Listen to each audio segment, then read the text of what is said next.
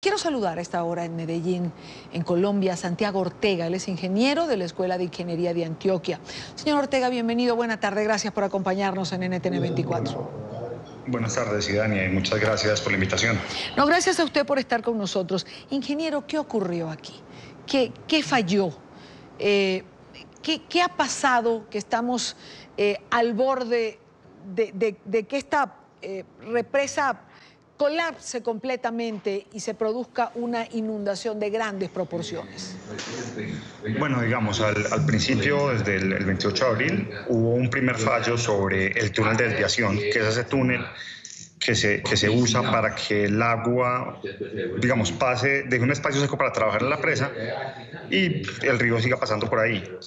Hubo un taponamiento que hizo que el río se subiera, luego hubo bueno, ese taponamiento se salió, digamos, naturalmente por la presión del agua, pero ahí el túnel colapsó. Y cuando el túnel colapsa, empieza a pasar mucha menos agua, colapsa primero parcialmente, luego totalmente.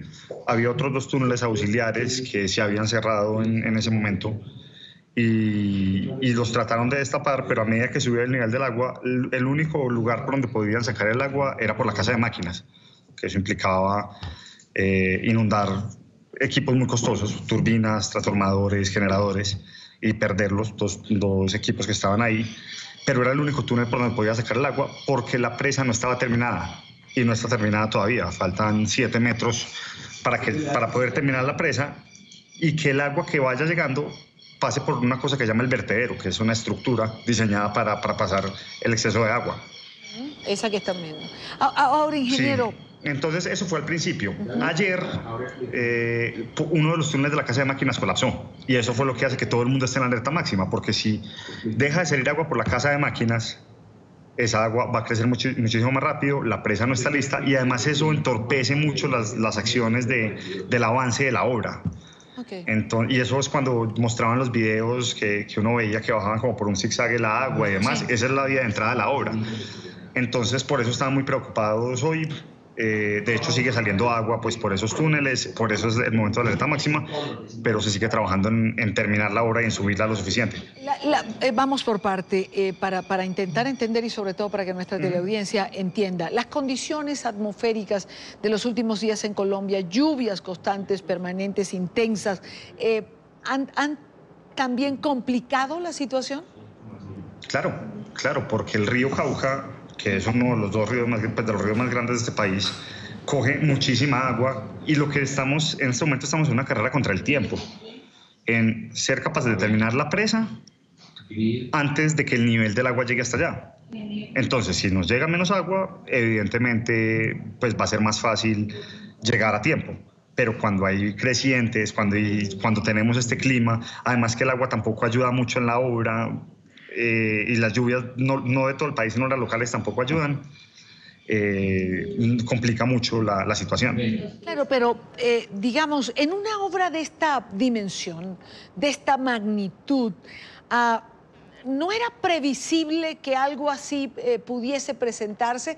Es decir, cuando uno ve la dimensión de lo que significa esta represa, uno no puede entender que la situación esté donde está, que esté a punto de colapsar, que se pierda lo que se ha invertido, que se rompa. Es decir, el trabajo de tantos años queda de lado y que esté en peligro la vida de tanta gente.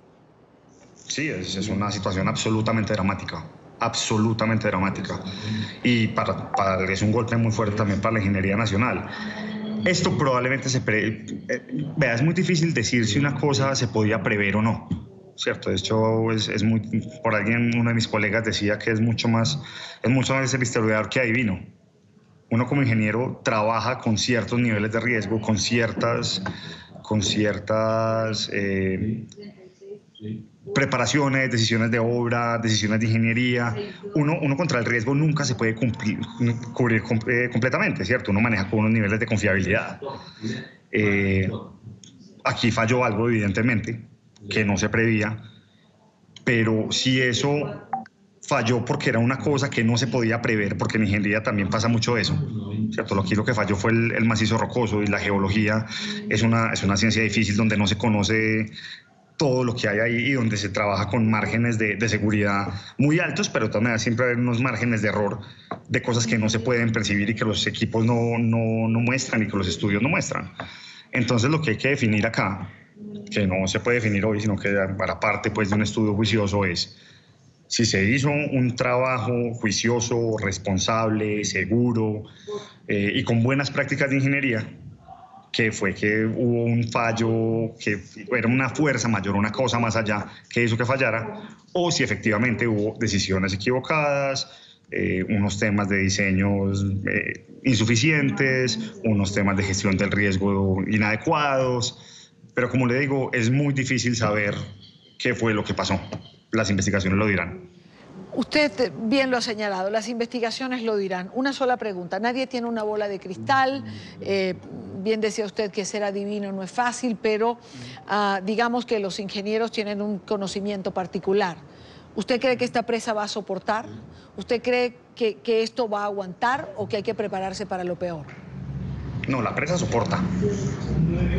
El vertedero funciona, de eso estoy completamente convencido. La pregunta es aquí, y es más difícil de responderle porque es una carrera contra el tiempo. La pregunta es, ¿EPM va a ser capaz de terminar a tiempo? Pues el contratista de la obra va a ser capaz de contratar a tiempo. Eso es muy difícil saberlo. Es muy difícil saberlo, pero si lo terminan, todo va a funcionar, pues por lo menos es lo que yo creo. Ingeniero, muchísimas gracias por estar con nosotros en la tarde de hoy. Gracias por ayudarnos a entender, sobre todo a nuestra teleaudiencia a nivel internacional, lo que está ocurriendo en Colombia.